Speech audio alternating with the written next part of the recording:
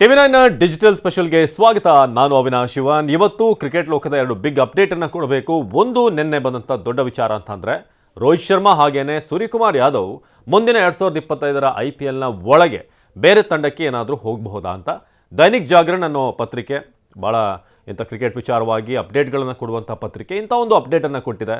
ಇಂಥ ಒಂದು ಬ್ರೇಕಿಂಗ್ ವಿಚಾರವನ್ನು ಅವರು ಹಾಕಿದ್ದಾರೆ. ಸೊ ಅದ್ರ ಬಗ್ಗೆ ಮಾತನಾಡೋಣ. ಹಾಗೇನೆ ಎರಡನೇ ವಿಚಾರ, ಗೌತಮ್ ಗಂಭೀರ್ ನಿನ್ನೆ ಒಂದು ಪ್ರೆಸ್ ಮೀಟನ್ನು ಮಾಡಿದಾಗ ಹಲವಾರು ವಿಚಾರವನ್ನು ನಾವು ತಿಳಿಸಿದ್ವಿ, ಏನು ಹೈಲೈಟ್ಸ್ ಇತ್ತು ಅಂತ. ಆದರೆ ವಿರಾಟ್ ಕೊಹ್ಲಿ ಅವರ ಬಗ್ಗೆ ಅವರಿಗೆ ಪ್ರಶ್ನೆಯನ್ನು ಕೇಳಲಾಯಿತು.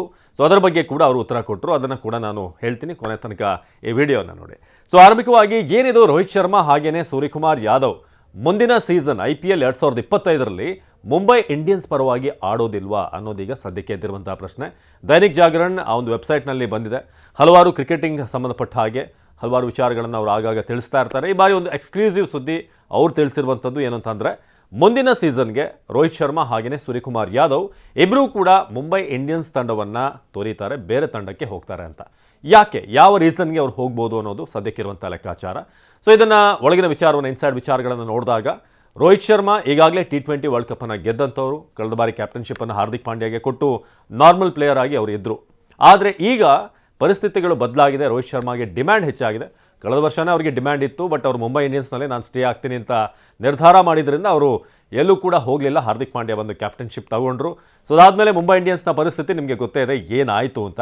ಆದರೆ ಈ ಬಾರಿ ಪರಿಸ್ಥಿತಿ ಬದಲಾಗಿದೆ. ರೋಹಿತ್ ಶರ್ಮಾ ಅವರಿಗೆ ಇನ್ನೂ ಡಿಮ್ಯಾಂಡ್ ಜಾಸ್ತಿ ಆಗಿದೆ. ಅವರ ಕ್ಯಾಪ್ಟನ್ಶಿಪ್ ಒಂದು ಫ್ರಾಂಚೈಸಿಗೆ, ಯಾವುದಾದ್ರೂ ಒಂದು ಫ್ರಾಂಚೈಸಿಗೆ ಹೋಗಲೇಬೇಕು. ಯಾಕಂದರೆ ಅಂಥ ಒಬ್ಬ ಅದ್ಭುತ ಕ್ಯಾಪ್ಟನ್ ಎಲ್ಲಿ 30 ಬಾಲಿಗೆ 30 ರನ್ ಕೊನೆಯದಾಗಿ T20 ವರ್ಲ್ಡ್ ಕಪ್ಪನ್ನು ಟರ್ನ್ ಅರೌಂಡ್ ಮಾಡಿದ್ರು, ಕಂಪ್ಲೀಟಾಗಿ ಚಿತ್ರಣವನ್ನೇ ಬದಲು ಮಾಡಿದ್ರು. ಜಸ್ಪ್ರೀತ್ ಬೂಮ್ರಾ ಮುಂತಾದಂಥ ಬೌಲರ್ಗಳು ಅವರಿಗೆ ಚೆನ್ನಾಗಿ ಸಾಥ್ ಕೊಟ್ಟರು, ಹೌದು. ಬಟ್ ಆ ಒಂದು ಧೈರ್ಯ ಇದೆಯಲ್ಲ, ಆ ಒಂದು ಆತ್ಮವಿಶ್ವಾಸ, ನಾವು ಗೆಲ್ತೀವಿ ಅನ್ನೋದು. ಸೊ ಅಂಥ ಒಂದು ನಾಯಕತ್ವ ಖಂಡಿತ ಬೇಕೇ ಆಗುತ್ತೆ. ಒಬ್ಬ ನಾರ್ಮಲ್ ಪ್ಲೇಯರ್, ಬರೀ ಪ್ಲೇಯರ್ ಆಗಿ ರೋಹಿತ್ ಶರ್ಮಾ ಅವ್ರನ್ನ ಮುಂದಿನ ಸೀಸನ್ ನಾವು ನೋಡೋಕ್ಕೆ ಸಾಧ್ಯ ಆಗಲ್ಲ. ಒಂದು ವೇಳೆ ಆ ಥರ ಆಗಬೇಕು ಅಂತಂದರೆ ಮುಂಬೈನಲ್ಲೇ ಮತ್ತೆ ರೋಹಿತ್ ಅವ್ರನ್ನ ಕ್ಯಾಪ್ಟನ್ ಮಾಡಬೇಕು. ಆ ಸಾಧ್ಯತೆಗಳು ಕಡಿಮೆ. ಮತ್ತೆ ರೋಹಿತ್ ಅದನ್ನು ಅಕ್ಸೆಪ್ಟ್ ಮಾಡೋದು ಕೂಡ ಸಾಧ್ಯ ಇಲ್ಲ ಅಂತ ಅನಿಸುತ್ತೆ. ಸೊ ಆ ಕಾರಣಕ್ಕೆ ರೋಹಿತ್ ಶರ್ಮಾ ಖಂಡಿತ ಮುಂದಿನ ವರ್ಷಕ್ಕೆ ಬೇರೆ ಫ್ರಾಂಚೈಸಿಗೆ ಹೋಗುವಂಥ ಚಾನ್ಸಸ್ 90% ಇದೆ. ಸೊ ಹಲವಾರು ಫ್ರಾಂಚೈಸಿಗಳು ಈಗಾಗಲೇ ರೋಹಿತ್ ಶರ್ಮಾ ಅವ್ರನ್ನ ಮೈಂಡ್ನಲ್ಲಿ ಇಟ್ಕೊಂಡಿವೆ. ಸೊ RCB ಅಂತ ಇತ್ತು, ಬಟ್ ಇವಾಗ KL ರಾಹುಲ್ ಬರ್ತಾರೆ ಅಂತ ಇರೋದ್ರಿಂದ ಮೇ ಬಿ ರೋಹಿತ್ ಶರ್ಮಾ ಅವರಿಗೆ ಹೋಗೋದು ಆ ಒಂದು ಸಾಧ್ಯತೆಗಳು ಕಷ್ಟ. ಸೊ RCB ನಾವು ಆ ಲಿಸ್ಟ್ನಿಂದ ಬಹುತೇಕ ಹೊರಗಡೆ ತೆಗಿಬೋದು. ರೋಹಿತ್ ಶರ್ಮಾ ಅವ್ರನ್ನ ಬಿಡ್ ಮಾಡ್ತಾರೆ ಅಥವಾ ಟ್ರೇಡ್ ಏನಾದರೂ ಒಂದು ಮಾಡುವಂಥದ್ದಿದ್ರೆ ಆ ಒಂದು ಸಾಧ್ಯತೆಗಳು ಈಗ ಕಡಿಮೆ ಆಗ್ತಾ ಇದೆ. KL ರಾಹುಲ್ ಅವರ ಹೆಸರು ಮುನ್ನೆಲೆಗೆ ಬಂದಿರೋದ್ರಿಂದ. ಇನ್ನೊಂದು ಕಡೆ ಚೆನ್ನೈ ಸೂಪರ್ ಕಿಂಗ್ಸ್ ವಿಚಾರ ಇತ್ತು, ಆದರೆ ಈಗ ರಿಷಬ್ ಪಂತ್ ಹೋಗಬಹುದು ಅನ್ನೋ ರೀತಿಯಾಗಿದೆ. ಹಾಗಾಗಿ ಚೆನ್ನೈ ಕೂಡ ಈಗ ಆ ಒಂದು ಕ್ಯಾಲ್ಕುಲೇಷನ್ ಬಗ್ಗೆ ಯೋಚನೆ ಮಾಡ್ತಾ ಇರುತ್ತೆ. ಸೊ ಇನ್ನು ಮೂರನೇದಾಗಿ KKR ಹೆಸರು ಈಗ ಕೇಳಿ ಬರ್ತಾ ಇದೆ. KKR ಕೂಡ ರೋಹಿತ್ ಶರ್ಮಾ ಅವರ ಒಂದು ಹೆಸರಿನಲ್ಲಿ ಇಂಟ್ರೆಸ್ಟ್ ಇದೆ. ಸೊ ಅವ್ರನ್ನ ಕ್ಯಾಪ್ಟನ್ ಮಾಡಬೇಕು ಅಂತ ಶ್ರೇಯಸ್ ಸರ್ ಈಗಾಗಲೇ ಯಶಸ್ವಿಯಾಗಿ ಅವ್ರನ್ನ ಕ್ಯಾಪ್ಟನ್ಶಿಪ್ನಲ್ಲಿ ಲೀಡ್ ಮಾಡಿ ಕಪ್ ಗೆಲ್ಲಿಸಿದ್ದಾರೆ. ಬಟ್ ಎಲ್ಲೊಂದು ಕಡೆ ಇನ್ಸೈಡ್ ವಿಚಾರ ನಾವು ನೋಡ್ತಿರೋ ಹಾಗೆ KKR ಕೂಡ ಒಂದು ಕಣ್ಣಿಟ್ಟಿದೆ ಅಂತ ಹೇಳಲಾಗ್ತಾ ಇದೆ. ಸೊ ಇನ್ನು ಹಲವಾರು ಟೀಮ್ಗಳಿಗೆ ಒಬ್ಬ ಸಮರ್ಥ ಕ್ಯಾಪ್ಟನ್ನ ಅವಶ್ಯಕತೆ ಇದೆ.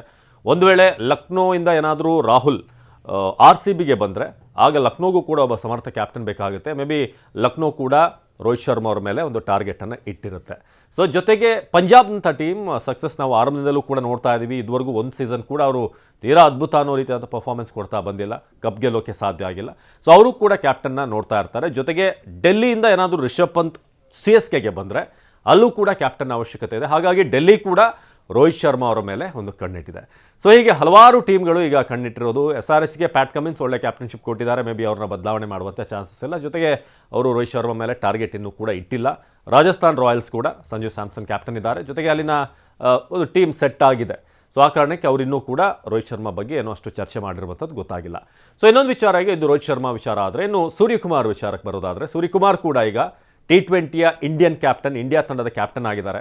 ಸೊ ಹಾಗಾಗಿ ಅವ್ರನ್ನೂ ಕೂಡ ಈಗ ಕ್ಯಾಪ್ಟನ್ ಮೆಟೀರಿಯಲ್ ಆಗಿ, ಜೊತೆಗೆ ಅವ್ರಿಗೂ ಕೂಡ ಇರುತ್ತೆ ನಾನೊಂದು ಟೀಮನ್ನು ಲೀಡ್ ಮಾಡಬೇಕು ಅಂತ. ಮುಂಬೈನಲ್ಲಿದ್ದರೆ ಹಾರ್ದಿಕ್ ಪಾಂಡ್ಯನೇ ಕ್ಯಾಪ್ಟನ್, ಅಥವಾ ಲಾಸ್ಟ್ ಚಾನ್ಸ್ ಏನಾದರೂ ಕೊನೆಯ ಹಂತದಲ್ಲಿ ಏನಾದರೂ ಬದಲಾವಣೆ ಆದರೆ ರೋಹಿತ್ ಆಗ್ಬೋದು ಏನೋ ಗೊತ್ತಿಲ್ಲ. ಬಟ್ ಸೂರ್ಯ ಅಂತೂ ಕ್ಯಾಪ್ಟನ್ ಆಗುವಂಥ ಸಾಧ್ಯತೆಗಳು ಕಡಿಮೆ ಇದೆ.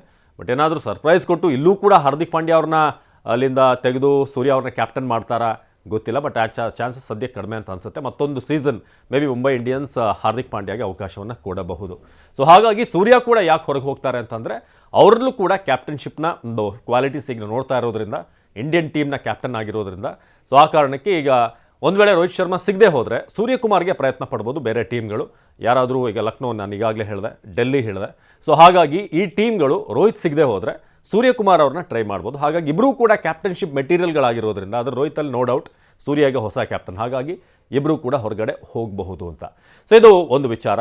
ಎರಡನೇ ವಿಚಾರ, ಗಂಭೀರ್ ನೆನ್ನೆ ಪ್ರೆಸ್ ಮೀಟ್ನಲ್ಲಿ ಕೊಹ್ಲಿ ಬಗ್ಗೆ ಕೇಳಿದಾಗ ಏನು ಹೇಳಿದ್ರು ಅಂತ ಅಲ್ಲಿ ಪ್ರಶ್ನೆ ಕೇಳಲಾಯಿತು. ನಿಮ್ಮ ಮತ್ತು ಕೊಹ್ಲಿ ಅವರ ನಡುವೆ ಕೆಲವೊಂದಷ್ಟು ವಿಚಾರಗಳು ನಡೆದಿದೆ, ಈಗ ಇಬ್ಬರು ಕೂಡ ಜೊತೆಯಾಗಿ ಕೆಲಸ ಮಾಡಬೇಕು, ನೀವು ಕೋಚ್ ಆಗಿದ್ದಾರೆ, ಅವರು ಪ್ಲೇಯರ್ ಆಗಿರ್ತಾರೆ, ಹೇಗೆ ಇದು ಜೆಲ್ ಆಗುತ್ತೆ ಅಂತ ಕೇಳಿದಾಗ, ನೋಡಿ ಏನೇ ವೈಮನಸ್ಸಿದ್ರೂ ಕೂಡ ಅಥವಾ ಏನೇ ನಮ್ಮ ಜಟಾಪಟಿ ಆಗಿದ್ರು ಕೂಡ ಅದು ಆನ್ ಫೀಲ್ಡ್. ಆಫ್ ಫೀಲ್ಡ್ ನಮ್ಮಿಬ್ಬರಿಗೆ ಒಳ್ಳೆಯ ಸಂಬಂಧ ಇದೆ, ಚೆನ್ನಾಗಿ ಮಾತನಾಡ್ತೀವಿ, ಹಲವಾರು ವಿಚಾರಗಳ ಬಗ್ಗೆ ನಾವು ಚರ್ಚೆ ಮಾಡಿದ್ದೀವಿ. ಬಟ್ ಆನ್ ಫೀಲ್ಡ್ ಅಂತ ಬಂದಾಗ, ಪ್ರಾಕ್ಟೀಸ್ ಸೆಷನ್ ಅಂತ ಬಂದಾಗ ನಾನು ಕೋಚ್ ಆಗಿರ್ತೀನಿ, ಅದು ಯಾರೇ ಸೂಪರ್ ಸ್ಟಾರ್ ಆಗಿರಲಿ, ದೊಡ್ಡ ಪ್ಲೇಯರ್ ಆಗಿರಲಿ, ನಾನು ಕೋಚ್ ಆಗಿರ್ತೀನಿ. ನನ್ನ ಒಂದು ಸ್ಟೈಲ್ ಆಫ್ ವರ್ಕ್ ಏನಿದೆ ಅದನ್ನು ಎಲ್ಲರೂ ಕೂಡ ಫಾಲೋ ಮಾಡಬೇಕು. ಒಬ್ಬ ಸಾಮಾನ್ಯ ಅಲ್ಲಿ ಟೀ ಕೊಡುವಂಥ ವ್ಯಕ್ತಿ ಇರ್ಬೋದು, ಅಲ್ಲಿಂದ ಸೂಪರ್ ಸ್ಟಾರ್ವರೆಗೂ ಕೂಡ ನಾನು ಒಂದೇ ರೀತಿಯಾಗಿ ನೋಡ್ತೀನಿ. ಪ್ರೊಫೆಷನಲಿಸಮ್ ಹಾಗೆಯೇ ಗೆಲ್ಲೋದೊಂದೇ ನಮ್ಮ ಗುರಿಯಾಗಿರುತ್ತೆ ಅಂತ ಹೇಳಿದ್ದಾರೆ. ಸೊ ಕೊಹ್ಲಿ ಜೊತೆಗೆ ನಮ್ಮ ಏನು ಆನ್ ಫೀಲ್ಡ್ ಇದಾಗಿದೆ, ಮೇ ಬಿ ಅದು ನಿಮಗೆ TRPಯನ್ನು ಕೊಡ್ಬೋದು, ಆದರೆ ನಾವು ಒಳ್ಳೆ ರಿಲೇಷನ್ಶಿಪ್ ಇದೆ, ತುಂಬ ವಿಚಾರಗಳ ಬಗ್ಗೆ ನಾವು ಪಾಸಿಟಿವ್ ಆಗಿ ಮಾತನಾಡಿದ್ದೀವಿ. ನೀವು ಅವತ್ತು ಸ್ಕ್ರೀನ್ ನೋಡಿದ್ದು ಆ ಘಟನೆಗೆ, ಅವತ್ತು ನವೀನ್ ಹುಲ್ಲಾಕ್ ಪರವಾಗಿ ನಾನು ನಿಂತೆ, ಯಾರೇ ಆದರೂ ಕೂಡ ನನ್ನ ಟೀಮ್ ಪರವಾಗಿ ನಾನು ನಿಲ್ತೀನಿ. ಅದು ಕೊಹ್ಲಿ ಇರ್ಬೋದು, ಫ್ರಂಟಲ್ಲಿ ಯಾರೇ ಇದ್ದರೂ ಕೂಡ ನನ್ನ ಟೀಮ್ ಪರವಾಗಿ ಏನಾದರೂ ಅನ್ಯಾಯ ಆಗ್ತಾಯಿದ್ರೆ ನಾನು ಅವ್ರ ಪರವಾಗಿ ನಿಲ್ತೀನಿ ಅಂತ ಕೂಡ ನಿನ್ನೆ ಮತ್ತೊಮ್ಮೆ ಪ್ರೆಸ್ ಮೀಟ್ನಲ್ಲಿ ಗಂಭೀರ್ ಹೇಳಿದ್ದಾರೆ. ಸೊ ಆ ಮೂಲಕ ಇಬ್ಬರ ಒಂದು ಇದು ಕೆಮಿಸ್ಟ್ರಿ ಹೇಗೆ ವರ್ಕೌಟ್ ಆಗುತ್ತೆ ಅನ್ನೋದು ಕಾದು ನೋಡಬೇಕಾಗಿದೆ. ಸೊ ಭಾಳ ಎಕ್ಸ್ಪೆಕ್ಟೇಷನ್ ಇದೆ ಗಂಭೀರ್ ಕಡೆಯಿಂದ. ಜೊತೆಗೆ ಇಬ್ಬರು ಕೂಡ ಹೇಗೆ ಜೆಲ್ ಆಗ್ತಾರೆ, ಇಬ್ಬರು ಕೂಡ ಡೆಲ್ಲಿ ಹುಡುಗರು, ಕಾದು ನೋಡೋಣ. ಇದು ಎರಡು ವಿಚಾರ ನಿಮಗೆ ತಿಳಿಸ್ಬೇಕಾಗಿತ್ತು. ಸೊ ಇನ್ನಷ್ಟು ಎಕ್ಸ್ಕ್ಲೂಸಿವ್ ಕಂಟೆಂಟ್ ಜೊತೆಗೆ ಒಂದಷ್ಟು ಇನ್ಸೈಡ್ ವಿಚಾರವಾಗಿ ನಿಮಗೆ ಕ್ಲಿಯರ್ ಆಗಿ ಸರಳವಾಗಿ TV9ನ ಈ ವಿಡಿಯೋನಲ್ಲಿ ತಿಳಿಸ್ತಾ ಇದ್ದೀವಿ. ಅದ್ಭುತವಾದಂಥ ಸಪೋರ್ಟ್ ಕೊಡ್ತಾ ಇದ್ದಾರೆ ಈ ವಿಡಿಯೋಗಳಿಗೆ. ದಯವಿಟ್ಟು ಕಮೆಂಟ್ ಮಾಡಿ, ಹಾಗೆಯೇ ನಿಮ್ಮ ಸ್ನೇಹಿತರಿಗೆ ಈ ವಿಡಿಯೋನ ಶೇರ್ ಮಾಡಿ ತಿಳಿಸಿ. ನಮಸ್ಕಾರ.